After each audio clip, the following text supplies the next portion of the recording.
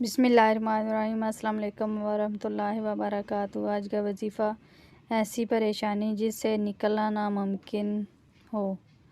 آیت کریمہ 313 مرتبہ، لا الہ الا انت سبحانک انی کنت من الظالمین۔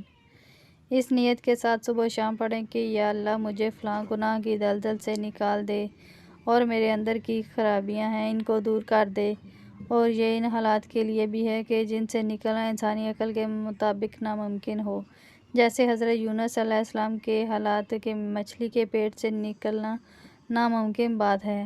آج ایسے حالات میں اگر کوئی ہو تو اس کے لیے یہ خوشخبری موجود ہے، یعنی کسی بھی مشکل مسئلے سے نکلنے کے لیے یہ لاجواب ہے، مگر یقین شرط ہے۔ اس عمل کو خود بھی لازمی کریں اور صدقہ جاریہ کی نیت سے دوسروں کے ساتھ شیئر بھی کریں۔ اگر ویڈیو اچھی لگی ہے تو اسے لائک کریں اور چینل کو سبسکرائب کریں۔ جزاک اللہ۔ السلام علیکم ورحمۃ اللہ وبرکاتہ۔